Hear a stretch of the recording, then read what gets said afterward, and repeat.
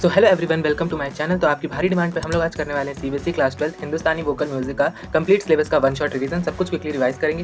Notes कहाँ पे मिलेंगे आपको? मेरे टेलीग्राम चैनल पे हर्षित नोट जोन, बट इमीडिएटली नहीं मिलेंगे, पूरा सेशन खत्म होने के बाद ही मिलेंगे। इसलिए कमेंट्स में मत लिखना कि नोट्स कहाँ है। तो मैं दे दूंगा टेलीग्राम पे, तो मैं लिंक भी डाल दूंगा उसका पिन कमेंट्स में। तो सबसे पहले तुम लोगों को सिलेबस पता होना चाहिए। तो ये है सीबीएसई का क्लास 12 वोकल म्यूजिक का सिलेबस। इसमें कितनी यूनिट्स है? 5 यूनिट्स हैं, सबके 6 मार्क्स हैं। टोटल कितने मार्क्स है आपका जो पेपर होगा? थ्योरी का पेपर होगा आपका 30 मार्क्स का, तो टोटल आपके पास 30 मार्क्स है। Each unit 6 marks. तो ये यूनिट आप लोग पढ़ लेना। तो यही सारी यूनिट हम लोग इस वन शॉट में बहुत अच्छे तरीके से कवर करेंगे। तो अब बिना किसी देरी के हम लोग वन शॉट को स्टार्ट करते हैं। तो सबसे पहला टॉपिक है हमारे पास हिंदुस्तानी वोकल म्यूजिक में, जिसको हम लोग हिंदुस्तानी संगीत गायन बोलते हैं। तो इसमें पहला टॉपिक है अलंकार। अब अलंकार का मतलब क्या होता है? अलंकार का मतलब होता है ऑर्नामेंट या ज्वेलरी, है ना। सो वर्ड का मतलब होता है अलंकार का। सो ऑर्नामेंट या ज्वेलरी, ये क्या करते हैं? ज्वेलरी हमारी ब्यूटी को इंक्रीज करता है, वैसे ही अलंकार क्या करते हैं? म्यूजिक यानी कि संगीत की ब्यूटी को बढ़ाते हैं। तो अलंकार क्या है? स्वरों का सिस्टमैटिक कॉम्बिनेशन। तो स्वरों का सिस्टमैटिक कॉम्बिनेशन ही अलंकार है, जिसमें दो होते हैं, आरोह असेंडिंग, अवरोह यानी कि डिसेंडिंग। अब आरोह क्या है, अवरोह क्या है, बहुत इंपॉर्टेंट है, अभी समझ लो, बाद में कोई कंफ्यूजन नहीं होगी। आरोह का मतलब होता है जब हम लोग नीचे से ऊपर जाते हैं ना, यानी कि असेंडिंग, छोटे से बड़ा, यानी कि सा रे गा मा पा धा नी सा। तो ये हमारे पास है आरोह। और अवरोह क्या है? जब हम लोग ऊपर से नीचे जाते हैं, यानी कि डिसेंडिंग, यानी कि जब हम लोग सा रे गा मा पा धा नी सा, तो सा नी धा पा मा गा रे सा क्या हो जाएगा हमारे पास? अवरोह वाला हो जाएगा। तो ये याद रखना, आगे कंफ्यूजन नहीं होगी, इसलिए अभी मैंने समझा दिया। तो स्वरों का जो एक पैटर्न होता है, तो स्वरों को जब हम लोग प्रैक्टिस करते हैं एक ही पैटर्न में, उसी को हम लोग अलंकार बोलते हैं। तो होप सबको अलंकार वाला टॉपिक क्लियर हो गया। अब इसका एग्जांपल देखते हैं। सो ये मैंने यहाँ पे कुछ अलंकार पैटर्न्स लिए, सा रे गा रे गा मा गा और गा मा पा मा। तो ये कौन सा है? अलंकार के पैटर्न्स होते हैं कुछ। तो ये आप लोग एग्जाम्पल में डाल के आ सकते हो। पर्पस पूछा जाता है कि अलंकार का पर्पस क्या है, क्यों हम लोग अलंकार का यूज करते हैं। सबसे पहली बात, ये राग को और सुंदर बनाता है, सिंगर की वॉइस को कंट्रोल करने इंप्रूव करता है ना, और स्वरों को प्रैक्टिस करता है। ठीक है, तो ये हमारे पास हो गया पर्पस की स्वरों की प्रैक्टिस करना, राग को सुंदर बनाना और सिंगर की वॉइस को कंट्रोल को इंप्रूव करना। ठीक है, नेक्स्ट टॉपिक हमारे पास है कर्ण। अब नाम में ही इसका मतलब छुपा है, कर्ण यानी कि कोई छोटी चीज है ना। तो वैसे ही एक बहुत छोटा टच नोट हमारे पास कर्ण। कर्ण को क्या बोलते हैं? Grace note. अब इसकी डेफिनेशन क्या है? टचिंग द फ्रंट और back note in a very small amount while singing the main note. जब हम लोग मेन नोट, जो मेन स्वर जो गा रहे होते हैं, तो उसी के साथ में हम लोग आगे या पीछे में इसमें एक छोटा सा स्वर जो हम लोग टच करके गाते हैं, उसी को हम लोग कर्ण बोलते हैं। ये क्यों यूज करते हैं? ग्रेस ऐड करने की म्यूजिक में विदाउट ब्रेकिंग द नोट। हम लोग मेन स्वर का नोट बिल्कुल उसका स्वर जो है ब्रेक नहीं करते, हम लोग बिना उसको ब्रेक किए जो है कर्ण यानी कर्ण को गाते हैं। तो इसलिए हम लोग इसको क्या बोलते हैं? स्पर्श स्वर। स्पर्श का मतलब क्या है? टच। तो इसलिए हम लोग सिंगर जो है पूरा नहीं गाता है, इसको बस टच करके गाते हैं बिना अपनी आवाज को तोड़े। ठीक है, अब टाइप्स ऑफ कर्ण। कर्ण के कुछ टाइप्स होते हैं। सबसे पहला टाइप है पूर्वा लग्न कर्ण। अब नाम से समझो, पूर्व यानी कि पहले, तो ये क्या है? मेन नोट से पहले टच करके गाया जाएगा। सिंपल है ना। म्यूजिक बहुत आसान सब्जेक्ट है, पेपर भी आसान आता है, सिलेबस भी आसान है, बस आपको थोड़ा बहुत समझना पड़ेगा यहाँ पे। तो पूर्व लग्न यानी कि पहले, तो मेन नोट से पहले इसको गाएंगे। ठीक है, आप जो मेन नोट से पहले गाएंगे, मान लो एग्जांपल इसका मैं दे रहा हूँ यहाँ पे, मेन नोट अगर गा है तो सिंगर क्या करेगा? रे को हल्का सा टच करके गा वाला गाएगा। गा जैसे मेन नोट है। अब इसको लिखते कैसे? नोटेशन याद रखना बहुत इंपॉर्टेंट है। टॉप लेफ्ट साइड में लिखते हैं। जैसे हमने गा, हमारा मेन स्वर था क्या? गा, तो हमने टॉप लेफ्ट साइड में उसको नोटेट किया है, और इसको क्या बोलते हैं? Front grace note. तो ये याद रखना, एमसीक्यू में आ सकता है कि इसको क्या बोला जाता है? Front grace note. दूसरा टाइप है हमारे पास अनुलग्न कर्ण। अब अनुलग्न कर्ण मेन नोट के बाद हम लोग लगाते हैं। जैसे मान लो मेन नोट हमारे पास गा है, तो गा के बाद हम लोग माँ को हल्का सा टच करके गा सकते हैं। इसकी नोटेशन क्या है? Top right side. जैसे हमारा गा जो है मेन स्वर मेन नोट था, तो हमने टॉप राइट साइड में जो इसको नोटेट कर दिया। ठीक है, नेक्स्ट टॉपिक है हमारे पास म्यूजिकल ग्रेसेस। म्यूजिकल ग्रेसेस में क्या क्या आएगा? मींद, खटका और मुर्की। तो ये है क्या बेसिकली? तो ये है ऐसे ऑर्नामेंट्स है जो म्यूजिक को और ज़्यादा एक्सप्रेसिव बनाते हैं ना, और अच्छा बनाते हैं। तो मींद क्या है? मींद एक से दूसरे नोट का यानी कि स्वर तक हम लोग स्मूथली ग्लाइड करते हैं बिना कोई आवाज़ को तोड़े। एग्जाम्पल से समझो, सा से माँ तक हमें जाना है, बट रे और गा को भी बीच बीच में हम लोग टच करके जाएंगे। सिंबल याद रखना इसका। अगर आपसे एमसीक्यू में आए कि मीन का सिंबल क्या है, तो इन्वर्टेड हाफ मून, ये जो ऐसे हमने बना रखा है, इसी को बोलेंगे इन्वर्टेड हाफ मून। तो सा से हम लोग माँ तक गाएंगे, रे और गा को हल्का सा टच करके। ठीक है, नेक्स्ट खटका। खटके का क्या मतलब है? सिंगर जब 4 या उससे भी ज़्यादा नोट्स को बहुत ही फास्ट स्पीड में गाती है, याद रखना, फास्ट स्पीड और 4 या उससे भी ज़्यादा नोट्स। तो और इसमें क्या होता है? Circular movement. अब सर्कुलर मूवमेंट का मतलब समझो, मान लो पा पर खटका है। ठीक है, पा पर खटका तो कैसे गाएंगे? धा पा मा पा। तो बेसिकली पा पे जो है रिपीट हो रहा है, इसी को बोलेंगे सर्कुलर मूवमेंट, कि धा पा ऐसे जो है रिपीट हो रहा है। ये बहुत फास्ट गाया जाएगा, यानी कि द्रुत लय में। द्रुत लय याद रखना, फास्ट वाला क्या है? द्रुत लय। नेक्स्ट टॉपिक है उसी की कैटेगरी में मुर्की। तो मुर्की क्या है हमारे पास? मुर्की भी एक फास्ट ऑर्नामेंट है, बट फर्क क्या है खटका और मुर्की में? कि जो खटका है उसमें जो 4 या 4 से ज़्यादा नोट्स होते हैं, बट मुर्की में सिर्फ 2 या 3 नोट्स होते हैं। इसका एग्जांपल क्या है? सा रे सा। इसको भी जल्दी और शार्प गाया जाता है। अगर आपसे डिफरेंस पूछे खटका और मुर्की का, तो डिफरेंस बस इतना है, दोनों ही फास्ट ऑर्नामेंट है, बट यहाँ पे 2 से 3 नोट होते हैं और वहाँ पे 4 या 4 से ज़्यादा नोट्स होते हैं। ठीक है, नेक्स्ट पर्पस क्या है इस मुर्की का? तो टू मेक म्यूजिक लाइट और डेकोरेटिव। ओके, नेक्स्ट टॉपिक, हाँ इसको लिखते कैसे हैं? Superscript placement. सा है हमारे पास मेन, तो उसमें हमने सुपरस्क्रिप्ट यानी कि उसकी पावर में लगा दिया हमने क्या? S R. अब ये वाला कैसे लिखते हैं? खटका वाला, जैसे पाप हमने बोला था खटका, तो हमें उसको ऐसे ब्रैकेट्स के अंदर ही प्रेजेंट करके आना है, क्योंकि सर्कुलर मूवमेंट में आएगा। धापा मापा।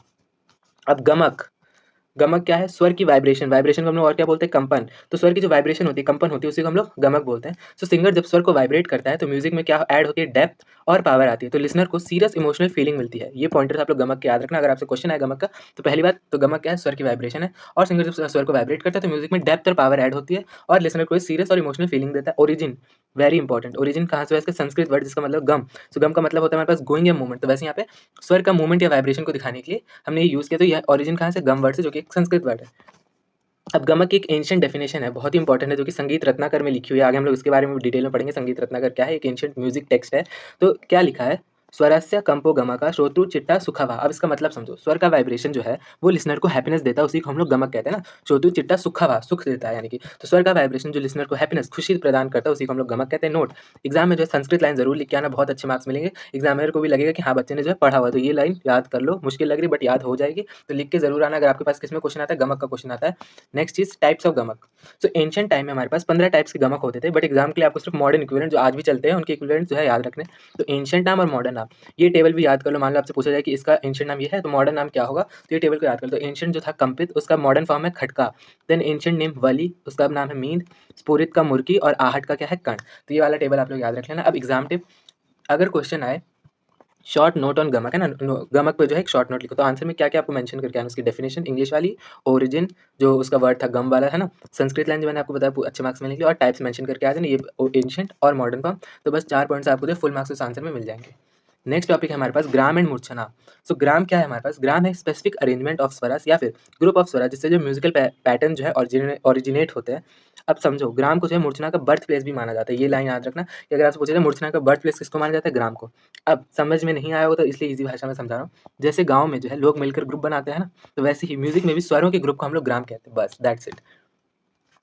अब टाइप्स ऑफ ग्राम, तो सबसे पहले एंशिएंट जो इंडियन म्यूजिक था उसमें 3 ग्राम होते थे हमारे पास, शदाज ग्राम, मध्यम ग्राम और गंधार ग्राम। बट जो गंधार ग्राम है वो हम लोग अब यूज़ नहीं करते हैं। बट क्यों? क्योंकि माना जाता है कि जो गंधार ग्राम है वो गंधार वास यानी कि सेलेस्टियल म्यूजिशियन के बाद हेवन में, स्वर्ग में चला गया है, तो इसलिए हम उसको यूज़ नहीं करते। तो इसलिए प्रैक्टिकल म्यूजिक में अब 2 यूज़ होते हैं, शदाज ग्राम और मध्यम ग्राम यूज़ होते हैं अब।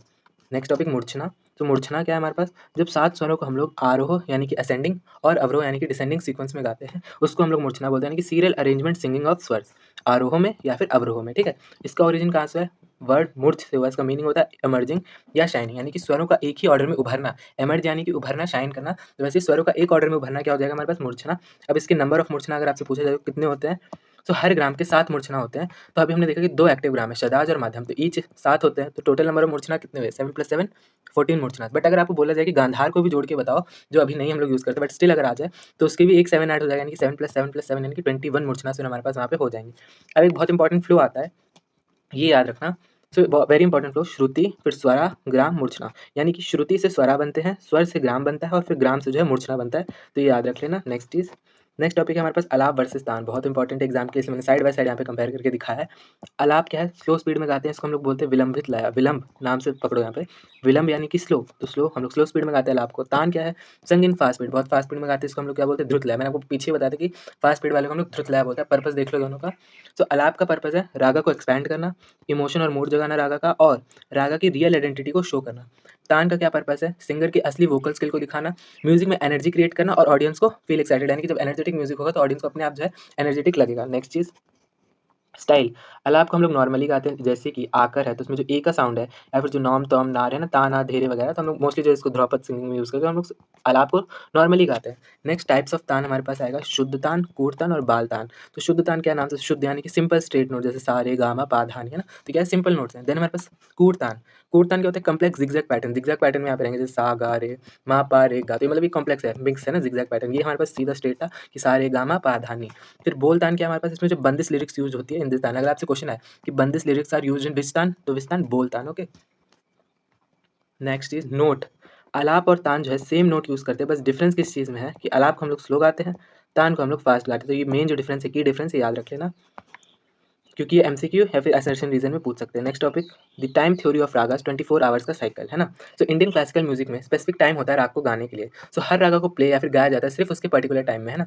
तो this is called the time theory of ragas. तो इंडियन क्लासिकल म्यूजिक में हर एक रागास के लिए स्पेसिफिक टाइम होता है, उसी टाइम पे हम लोग उसको गाते हैं, उसी को टाइम थ्योरी ऑफ रागास बोलते हैं। तो जो म्यूजिकल स्केल डिवीजन है उसमें दो पार्ट्स हैं। सबसे पहला पूर्वांग, सेकंड है उत्तरवांग। तो इसका मतलब समझो, पूर्वांग क्या है, first half of the scale है, और उत्तरवांग क्या है, second half of the scale है। स्वराज पूर्वांग में क्या है और उत्तरवांग में। तो स्वराज जैसे कि फर्स्ट स्केल है तो उसमें आएगा सा रे गा मा, और उत्तरवांग यानी कि सेकंड हाफ है तो उसमें बचे हुए आ जाएंगे पा धा नी और सा। तो मेन जो होता है सारे गामा पा धा नी सा, तो उसका जो फर्स्ट हाफ है वो यहाँ पे आ गया और सेकंड हाफ उसका यहाँ पे आ गया।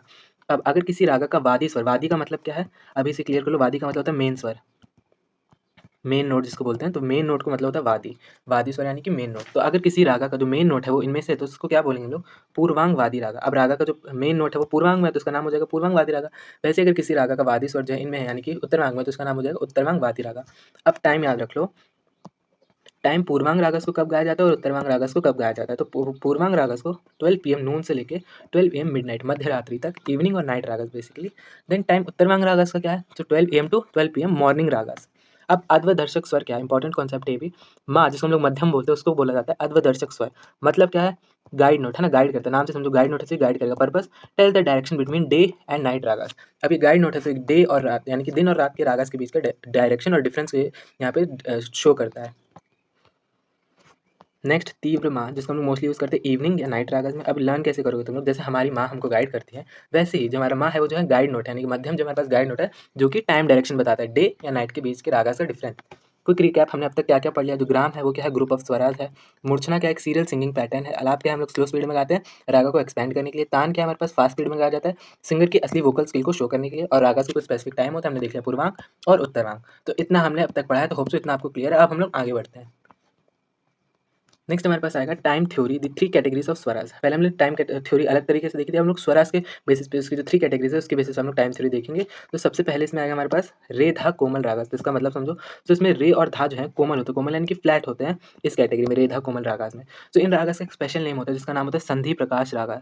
इंपॉर्टेंट याद रख लेना कि रे धा कोमल रागास का अगर एक और नाम पूछा जाए तो उसका नाम होता है संधि प्रकाश रागास। अब संधि मतलब होता है जंक्शन, जंक्शन। अब जंक्शन दिन और रात के बीच का टाइम, जैसे कि सनराइज और सनसेट। तो संधि क्या है, सनराइज और सनसेट के बीच का एक जंक्शन है ना।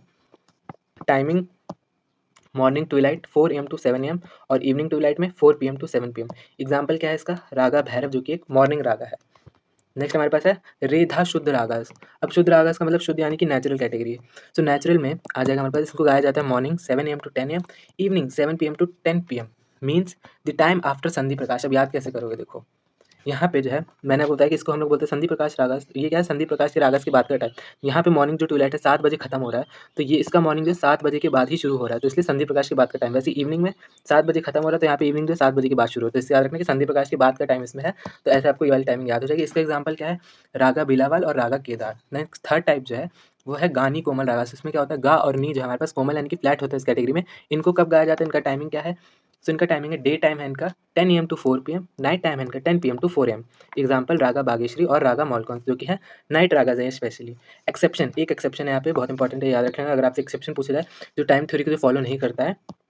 तो सम ragas don't follow time theory, की कुछ रागस जो है टाइम थ्योरी बिल्कुल भी फॉलो नहीं करते हैं। उनको हम लोग क्या बोलते हैं, मौसमी रागस। मौसमी यानी कि सीजनल रागस। तो इनको सीजन के अकॉर्डिंग गाया जाता है, ना कि टाइम के अकॉर्डिंग। एग्जाम्पल रागा मल्हार को हम लोग मानसून बरसात में गाते हैं, और रागा बसंत को यानी बसंत ऋतु यानी कि स्प्रिंग सीजन में हम लोग गाते हैं। तो इसको जो है किसी भी टाइम गा सकते हैं, बट उनके सीजन में, जैसे रागा मल्हार को हम लोग मानसून में किसी भी टाइम पे गा सकते हैं, और रागा बसंत को हम लोग स्प्रिंग के टाइम पे किसी भी टाइम पे जो है गा सकते हैं। तो ये एक्सेप्शन याद रखना, मौसमी रागस जो टाइम थ्योरी को फॉलो नहीं करते हैं। नेक्स्ट हमारे पास है एंशिएंट ग्राफ्स है ना, तो एंशिएंट टेक्स्ट है हमारे पास फेमस, वो हम लोग देखेंगे। तो इसमें दो है बेसिकली, संगीत रत्नाकर और संगीत पारिजात। तो इंडियन क्लासिकल म्यूजिक में जो इंपॉर्टेंट एंशिएंट बुक्स हैं, किताबें हैं, तो एग्जाम में मोस्टली 2 ग्रंथ पूछे जाते हैं, उन्हीं को हम लोग यहाँ पर देख रहे हैं। सबसे पहला है संगीत रत्नाकर। इसके ऑथर कौन है, पंडित चरांग देव, बहुत इंपॉर्टेंट नाम है, याद रख लेना। Time 13th century. स्ट्रक्चर क्या है बुक का, तो इस बुक में जो 7 चैप्टर है और इसको कलेक्टिवली क्या बोला जाता है, सप्ताध्यायी। सप्त यानी कि 7, अध्याय यानी कि चैप्टर्स, तो इसलिए सप्ताध्याय यानी कि बुक ऑफ 7 चैप्टर्स, ठीक है। अब 7 चैप्टर्स आपको याद रखने होंगे जो इस बुक में जो 7 चैप्टर्स उनका नाम। सबसे पहला स्वरा, रागा, प्रकीर्णा, प्रबंधा, ताला, वद्या और नृत्या। तो जो 7 चैप्टर्स हैं किसके, संगीत रत्नाकर बुक के। अगर क्वेश्चन आता है कि संगीत रत्नाकर बुक के बारे में लिखो तो उसमें आंसर में क्या क्या लिखा होगा? ऑथर पंडित शरांग देव के बारे में, सेंचुरी 13th सेंचुरी है, सप्ताध्याय की उसमें 7 चैप्टर्स है ना, सप्ताध्यायी उसका मीनिंग अलग से बता के आओगे, बेसिकली एरो से समझा के आना, और 7 चैप्टर्स को जो हमने नाम देखा 1 to 7 वो लिख के आना, तो आपको फुल मार्क्स उस क्वेश्चन में अलॉट हो जाएंगे। नेक्स्ट जो बुक हमने देखी थी संगीत पारिजात, जिसके ऑथर कौन है? पंडित अबोहल। ईयर है इसका 1650। इनका मेन कंट्रीब्यूशन क्या था कि इन्होंने जो साइंटिफिकली एक्सप्लेन किया था, क्या एक्सप्लेन किया था? Exact placement of Swaraj on Veena string. बहुत इंपॉर्टेंट लाइन कि कहीं भी आपको दिखे कि exact placement of Swaraj on Veena, जो वीना की जो स्ट्रिंग्स होती हैं उस पे उन्होंने एग्जैक्ट प्लेसमेंट बताई थी, स्वर की सा कहाँ पे आता है, रे वगैरह कहाँ पे आता है। तो वो किसने अगर दिया था आपसे पूछा जाए तो पंडित पीटी अबोहल ने दिया था, याद रखना। फिर अनदर बिलीफ, माना जाता है कि पंडित अबोहल ने बोला था कि शदाज ग्राम जो है वो सबसे सुपीरियर है, यानी कि बाकी मध्यम वगैरह से सबसे ज़्यादा सुपीरियर कौन है? शदाज ग्राम। तो ये जस्ट एक बिलीफ है ना, ट्रू है, सच है, क्या है पता नहीं, बट एक बिलीफ है, माना जाता है। 12 स्वर हैं जिसमें 7 शुद्ध हैं और 5 विकृत हैं। नेक्स्ट टॉपिक हमारे पास बायोग्राफी, बहुत इंपॉर्टेंट टॉपिक, ये तो आता ही है पक्का पेपर में। तो बायोग्राफी लिखते वक्त 3 चीज़ें जरूर लिखना: घराना किस घराने से बिलोंग करते हैं, उनकी स्पेशलिटी और उनका पेन नेम या जो भी अवार्ड मिला, तो उस हिसाब से आपको फुल मार्क्स मिलेंगे। एक चीज़ याद रखो, टाइटल मिला था किसको? उस्ताद फयाज खान को। क्या टाइटल मिला था? आफ्ताब ए मौसीकी 1911 में। तब हम लोग बायोग्राफी पहले देख लेते हैं। सो बायोग्राफीज़ में हमारे पास है फीचर, हम लोग देखेंगे बर्थ कहाँ पे हुआ, घराना, स्पेशलिटी, स्टाइल और उनका पेन नेम। सबसे पहले हमारे पास पंडित पीटी कृष्णा राव शंकर पंडित। तो बर्थ कहाँ पे हुआ था इनका? ग्वालियर में हुआ था 1894 में। घराना ये ग्वालियर घराने को जो बिलोंग करते हैं। स्पेशलिटी क्या है इनकी? रागा की प्योरिटी, टप्पा और ख्याल। इनका स्टाइल कैसा है, किस तरह से लोग ये गाते थे? हेफ्टी, लाउड वॉइस में गाते थे। तो इनके पास तीनों ऑक्टेव का कंट्रोल था, यानी कि अपर, मिडल और लोअर, तीनों जो ऑक्टेव होते हैं हमारे आगे आगे देखेंगे भी। इनका पेन नेम क्या था या लेगेसी क्या थी? इन्हें जो है शंकर गांधर्व विद्यालय को ओपन किया था। तो याद रखना कि अगर पूछा जाए शंकर गांधर्व विद्यालय किसने ओपन किया था, तो पीटी कृष्णा राव शंकर पंडित ने। नेक्स्ट हमारे पास आएंगे उस्ताद बड़े गुलाम अली खान। इनका जन्म हुआ था कसूर पाकिस्तान में 1902 में। इनका घराना था पटियाला और इनकी स्पेशलिटी क्या थी? ठुमरी, जो कि पंजाबी अंग है, और ख्याल। अब इनका स्टाइल कैसा था गाने का? फ्लेक्सिबल था और ये कॉम्प्लेक्स स्वर को भी बहुत आसानी से कॉम्बोज यानी कि मिला के गा लेते थे। इनका पेन नेम था सबरंग या फिर सबरंग उत्सव के तरह से जिनकी लेगेसी जो कंटिन्यू हुई आगे। देन हमारे पास आएंगे उस्ताद फयाज खान, ये इस बार के सैम्पल पेपर में भी है। तो इनका बर्थ जन्म कहाँ पे होता है? 1886 आगरा में। सो आगरा घराने को ये बिलोंग करते हैं। स्पेशलिटी इनकी ध्रुपद, धमार और ख्याल टाइप की सिंगिंग ये करते थे। देन इनकी स्पेशल जो स्टाइल की एक अलग चीज़ थी वो थी लो पिच में गाते थे और इनकी रेसलर जैसी आवाज़ थी, तो इसलिए भी ये बहुत फेमस थे। कौन? उस्ताद फयाज खान। अगर आपसे पूछा जाए रेसलर लाइक वॉइस किसकी थी या फिर फिजिक किसकी थी, तो उस्ताद फयाज खान की थी। इनका जो पेन नेम, इनका टाइटल मैंने आपको बताया था क्या मिला होता है? आफ्ताब ए मौसीकी या फिर प्रेम पिया, ठीक है। नेक्स्ट हमने ये जो देखा था कहानी, अब तक रिवाइज करेंगे जितना भी हमने पढ़ा। तो रेद हमने देखा कोमल रागा होते हैं, संदीप प्रकाश रागा यानी कि सनराइज और सनसेट में जो गाए जाते हैं। संगीत रत्नाकर में देखा जो पीटी शरांग देव की बुक है जिसमें 7 चैप्टर, सप्ताध्यायी है वो बुक। और संगीत पारिजात जो अबोहल ने लिखी है जिसमें स्वराज के प्लेसमेंट वीणा पर एक्सप्लेन की गई है। मैं बार बार बोल रहा हूँ ये लाइन याद रखना, exact placement of Swaraj on Veena strings. तो हम लोग ने ये टॉपिक भी देख लिया। अब हमारे पास आएंगे ताल। तो मैंने आपके लिए पूरा टेबल बना दिया ताल का। तो हमारे पास आएगा रूपक ताल, झटपाल ताल और धमार ताल। तो ये टेबल एक्जैक्टली आप लोग मेमोराइज कर लेना। तो रूपक ताल में मात्रा कितनी है? 7। विभाग 3 पार्ट्स है, क्या क्या? 3 2 2, रिमेंबर इट। देन ताली और खाली। तो खाली यहाँ पे फर्स्ट बीट में है, फर्स्ट बीट जब उसकी 0 यानी कि खाली, और ताली यहाँ पे 4th और 6th बीट, ताली यानी कि क्लैप। स्पेशलिटी क्या है? इसको हम लोग तबला पे प्ले करते हैं रूपक ताल को। नेक्स्ट झटपाल ताल। तो झटपाल ताल में मात्रा है 10। विभाग इसका 4 पार्ट्स है, क्या है? 2 3 2 3। तो ये सारे नंबर आपको एग्जैक्ट याद रखने पड़ेंगे। देन यहाँ पे जो थाली और खाली है, तो ताली यहाँ पे 1 3 और 8 में है और खाली यहाँ पे 6th बीट में है। स्पेशलिटी क्या है इसकी? इसको भी तबला पे बजाया जाता है बट मीडियम टेम्पो यानी कि मध्य लय में जो है बजाया जाता है। देन हमारे पास आएगी धमार ताल। इसमें मात्रा कितनी है? 14 मात्रा है। विभाग इसमें भी 4 पार्ट्स है, 5 2 3 4। वही ताली एंड खाली। सो ताली यहाँ पे 1 6 और 11 में और खाली यहाँ पे 8th बीट में। स्पेशलिटी इसको प्ले किया जाता है पखावाज यानी कि ओपन स्लीवर्स, जिसको ओपन यानी कि खुले बोल में। और इसको धमार स्टाइल की जो सिंगिंग हमने देखी थी पीछे, उसमें सिंगिंग में ये यूज़ होता है। कौन सी? धमार ताल। अब नोट, एक बहुत इंपॉर्टेंट पॉइंट है कि रूपक ताल सिर्फ ऐसा ताल है आपके सिलेबस में, पूरे सिलेबस में, जिसमें जो फर्स्ट बीट थी जो है खाली यानी कि empty wave. Don't forget to mark 0 on the first beat in your notation table. जो आप लोग नोटेशन टेबल बनाओगे, अगर आपको क्वेश्चन है रूपक ताल को एक्सप्लेन करने के लिए, तो आपको याद रखना है कि जो खाली यानी कि जो फर्स्ट बीट है वहाँ पे 0 है सिर्फ और सिर्फ रूपक ताल में, और कहीं पे भी नहीं है। नेक्स्ट चीज़, अब हमने ताल देखी तो इसके एग्जाम्पल है, मैंने कुछ लिख दिया यहाँ पे, रूपक के, झटपाल के, धमार के। इन केस अगर आपको एक थ्योरी क्वेश्चन है तो वहाँ पे मेंशन करके आ सकते हो। अगर याद नहीं हो रहा तो कोई बात नहीं, उतना भी इंपॉर्टेंट नहीं है, बट याद हो रहा है तो करके चले जाना। धमार में एज सच कोई नहीं है, तो रूपक ताल का ही है और झटपाल का ही है, पढ़ लेना। Next most important topic long answer के लिए, 6 मार्कर के लिए, ट्यूनिंग ऑफ द तनपुरा। सो तनपुरा को हम लोग ट्यून कैसे करते हैं, तो ये बहुत ईजी वे में मैंने यहाँ पे लिखा तो समझ आ जाएगा। तो तनपुरा में जो है 4 स्ट्रिंग होती है नॉर्मली, इसको ट्यून किया जाता है। जो मेन स्वर यानी कि मेन नोट होता है रागा का, उसके अकॉर्डिंग ट्यून करते हैं। अब तुम्हें लग रहा होगा कि ये याद कैसे करना है। सबसे पहले तो स्टैंडर्ड ट्यूनिंग, जब राग में पा हो। मैंने तुम्हें बोला कि तनपुरा में 4 स्ट्रिंग होती है, तो 1 2 3 4, ठीक है। अब ये कहाँ से आएगा? मैंने तुम्हें बोला कि जब रागा में पा हो यानी कि स्टैंडर्ड कंडीशन। सो तनपुरा को ट्यून करते हैं हम लोग मेन स्वर से। मेन स्वर यहाँ पे क्या है? पा। तो यहाँ पे फर्स्ट में क्या आ गया? पा, फिर बाकी में सा सा सा, middle middle, lower and middle. अब ये याद कैसे करना है पहले ही मैं बता दे रहा हूँ यहाँ पे। इंपॉर्टेंट रूल, जो सेकंड और थर्ड स्ट्रिंग होती है तनपुरा की, वो हमेशा मिडिल ऑक्टेव की होती है और हमेशा सा होती है। फोर्थ स्ट्रिंग हमेशा लोअर होती है और सा होती है, और फर्स्ट स्ट्रिंग की सिर्फ चेंज होती है रागा पे जो डिपेंड करती है। अब तुम्हें याद हो जाएगा, देखो।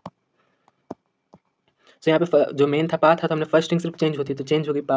और तुम्हें बोला मैंने कि मिडिल हमेशा सा रहती है, मिडिल में रहती है तो ये हमने सेकंड थर्ड पे बोली, और फोर्थ हमेशा सा रहती है लोअर ऑक्टेव में। तो हमारे पास पूरा टेबल हमने याद कर लिया। नेक्स्ट हमारे पास कंडीशंस आएंगी। अगर रा में जो है पा यूज़ नहीं होता, एग्जाम्पल रागा मॉलकॉन्स में हम लोग जो है पा यूज़ नहीं करते, जो ट्यूनिंग चेंज हो जाती है, तो सिर्फ फर्स्ट चेंज होगी। मैंने बोला कि सिर्फ फर्स्ट ही चेंज होती है, बाकी सब सेम रहता है। सेकंड थर्ड सा सा मिडिल, और फोर्थ हमेशा सा लोअर। तो फर्स्ट चेंज हो गया, यहाँ पे मा आ गया। क्यों? क्योंकि यहाँ पे पा यूज़ नहीं है तो हमने मा यूज़ किया है। देन दूसरी कंडीशन, अगर पा और मा दोनों ही ओमिट हो, जैसे कि राग मारवा में दोनों ओमिट होते हैं, तो ट्यूनिंग यहाँ पे बन जाती है नी सा सा सा। इंपॉर्टेंट रूल मैंने आपको बता दिया, तो याद रखने से आपको सारे टेबल्स भी याद हो जाएंगे और ज़्यादा उसमें दिक्कत नहीं आएगी उसको मेमोराइज़ करने में। अब हमारे पास 3 राग आएंगे, उनको हम लोग डिटेल में पढ़ेंगे यहाँ पे। तो सबसे पहला है हमारे पास रागा भैरव। तो रागा भैरव की थाट है भैरव, जाति है इसकी संपूर्णा। देन इसमें 7 नोट्स है आरोह में और 7 नोट्स है अवरोह में। मैंने आपको बताया था कि आरोह क्या होता है, असेंडिंग ऑर्डर, हम लोग ऊपर चढ़ते हैं, सारे गामा पा धा नी सा। और अवरोह क्या होता है, डिसेंडिंग, यानी कि हम लोग ऊपर से नीचे आते हैं कि सा नी धापा मा गा रे सा, फिर सा नी धापा मा गा रे सा जो होता है वो हमारे पास आएगा अवरोह, यानी कि डिसेंडिंग ऑर्डर में। वादी मैंने आपको बताया जो मेन स्वर होता है, तो मेन स्वर क्या है रागा भैरव में, धैवत, यानी कि धा वाला जो स्वर यहाँ पे मेन है। संवादी में ऋषभ, रे वाला जो है कोमल, यानी कि फ्लैट फ्लैट तरीके से इसको गाया जाएगा। टाइम इसका क्या, अर्ली मॉर्निंग, सुबह 4 बजे से 8 बजे तक। तो मूड सीरियस, डिवोशनल, मेडिटेटिव, ठीक है। देन स्वराज एंड नोटेशन बहुत इंपॉर्टेंट, 6 मार्क्स में जो पूछे जाते हैं, यहीं पे सबसे ज़्यादा कन्फ्यूजन होती है, तो याद रखने की ट्रिक बता रहा हूँ। रूल, यहाँ पे जो रे और धा है वो कोमल रहेंगे तो आपको अंडरलाइन करके आने। बाकी के शुद्ध, यानी कि बाकी के नेचुरली गाएंगे, बट रे और धा यहाँ पे कोमल, थोड़े धीरे आवाज़ में हम लोग गाएंगे इसको। सबसे पहले आरोह लिखोगे, अवरोह लिखोगे और पकड़ लिखोगे। सो आरोह मैंने आपको बोला, नीचे से जब ऊपर जाते हैं कि सा रे गा मा पा धा नी सा, तो यहाँ पे पूरा लिख दो, सा रे गा मा पा धा नी सा। बट रे और धा यहाँ पे कोमल था तो हमने उसको अंडरलाइन कर दिया, अंडरलाइन करना मत भूलना। देन अवरोह, यानी कि हम लोग ऊपर से नीचे आएंगे तो सा नी धा पा मा गा रे सा, तो फिर से हमने धा और रे को अंडरलाइन कर दिया क्योंकि वो यहाँ पे मेन है, कोमल यानी कि फ्लैट में है। अब पकड़ का मतलब क्या होता है, पकड़ का मतलब होता है कि हर राग में जो एक पैटर्न होता है जिससे हम लोग समझते हैं कि वो राग जो है कौन सा है। सो राग का भैरव को अगर आपको पहचानना है तो आपको ये आइडेंटिफाई करना है, जी एम धा प। अब जी एम वगैरह क्या है, जी का मतलब गा मा धा पा, मतलब वही बेसिकली ये जो है हमारे पास उसी को जो मेन फर्स्ट अल्फाबेट हमने लिया है। तो जी एम धापा पी और जी एम रेसा। तो अगर आपको ये पैटर्न कहीं पे भी दिखे क्वेश्चन में तो वो कौन सा होगा, रागा भैरव। अगर आपसे क्वेश्चन है कि आपको पकड़ दी है किसी की, आपको उसको आइडेंटिफाई करना है और पूरा उसका लिखना है, तो इसलिए याद रखना कि वो क्या होगा, रागा भैरव होगा। देन हमारे पास आएगा रागा बागेश्वरी। थाट है इसका काफ़ी, जाति है इसकी औदव संपूर्ण, इसमें 5 होंगे आरोह में, 7 होंगे अवरोह में। वादी मेन स्वर इसका क्या है, मध्यम माँ है। और संवादी यानी कि जो सेकंड इंपॉर्टेंट स्वर होता है, वादी मतलब हमारे पास मेन स्वर, तो उसके अलावा जो दूसरा इंपॉर्टेंट स्वर होता है, नोट होता है, वो बोलेंगे हम लोग संवादी, यानी कि सदाज यहाँ पे सा। टाइम इसका है लेट नाइट 9 से 12 AM। मूड है इसका romantic, deep emotion, separation. Swaraj and notation याद रख लो, गा और नी यहाँ पे कॉमन है, तो इसका मतलब हम लोग गा और नी को रागा बागेश्वरी में अंडरलाइन करेंगे। रूल, रे और पा यहाँ पे ओमिटेड होते हैं आरोह में। आरोह यानी कि जब हम लोग नीचे से ऊपर जाते हैं तो उसमें हम लोग को रे और पा बिल्कुल भी मेंशन करके नहीं आना। अगर आपने मेंशन कर दिया तो मार्क्स वहीं पे कट। अब देखो हमने देखा था कि हमारे पास था सा रे गा मा पा धा नी और सा, ठीक है। अब यहाँ पे रे और पा नहीं है तो रे को और पा को हटा दो, जो बचा वो लिख दो। तो सा गा पा धा नी सा, तो हमने रे और पा को उड़ा दिया यहाँ से, तो नो, ना ही यहाँ पे रे है ना यहाँ पे पा है, तो ऐसा हमारा और आरोह है। तो सिर्फ आरोह में हमको रे और पा नहीं लिखना था, तो अवरोह में हम लोग पूरा लिख के आएंगे, जो सा नी धा पा मा गा रे सा। और नी और गा को हमने अंडरलाइन कर दिया क्योंकि वो यहाँ पे कोमल है, फ्लैट तरीके से गाएंगे। अब पकड़ रागेश बागेश्वरी को पहचानोगे कैसे, तो धा नी सा मा गा रे सा। अगर आपको ऐसा पैटर्न कहीं पे भी दिख रहा है तो वो क्या होगा, रागा बागेश्वरी। नी और गा अगर आपको अंडरलाइन दिख रहा है तो समझ जाना कि रागा बागेश्वरी, क्योंकि गा और नी इसमें कोमल यानी कि फ्लैट होते हैं। जो आरोह है मैंने आपको बता दी कि री और पा को कंप्लीटली स्किप करता है और गा और नी इसमें कोमलता अंडरलाइन रहता है। नेक्स्ट हमारे पास है रागा मॉलकॉन्स। थाट है इसका भैरावी, जाति है औदव, 5 नोट्स है इसमें आरोह में, 5 है अवरोह में। जो मेन स्वर है इसका मध्यम यानी कि माँ है। संवादी इसमें जो सेकंड इंपॉर्टेंट स्वर है वो है सदाज यानी कि सा। मिडनाइट में इसको गाया जाता है 12 AM से 3 AM तक। मूड है इसका डीप, सीरियस, मिस्टिकल और कामिंग। स्वराज और उसका नोटेशन रूल, घा धा और नी इसमें कोमल रहेंगे, अंडरलाइन रहेंगे।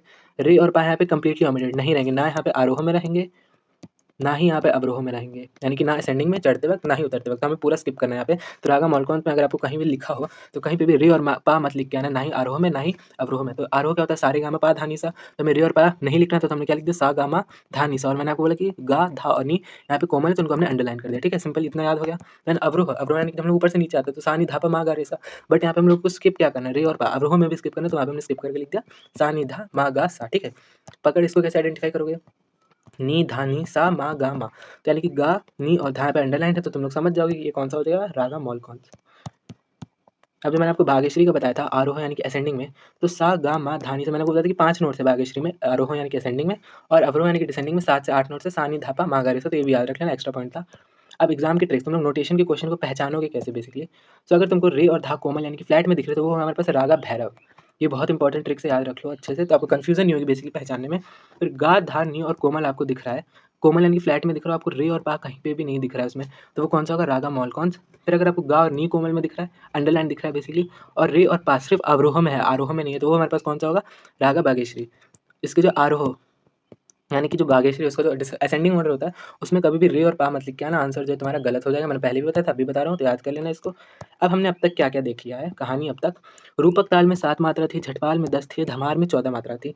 तनपुरा की ट्यूनिंग हम लोग कैसे करते हैं? रागा के स्वर पे डिपेंड करती है, उसकी जो सेकंड, थर्ड, फोर्थ स्ट्रिंग होती है, सेकंड और थर्ड वहाँ पे जो अलग होती है और जो लोअर वाली होती है वो अलग होती है। देन भैरव में रे और धा कोमल फ्लैट होते हैं, मॉलकॉन्स में रे और पा नहीं होते, बिल्कुल भी नहीं होते, और बागेश्री में गा और नी कोमल होते हैं। तो दैट्स ऑल, हमने जो पूरा सिलेबस अपना जो कवर कर लिया। अब उम्मीद है कि तुम लोग बहुत अच्छा स्कोर करके आओगे। हमने सब कुछ डिटेल में कवर किया, मैंने तुम्हें सब समझाया। So all the best for your music exam, you all will rock. Like कर देना, शेयर कर देना, सब्सक्राइब कर देना। Thank you.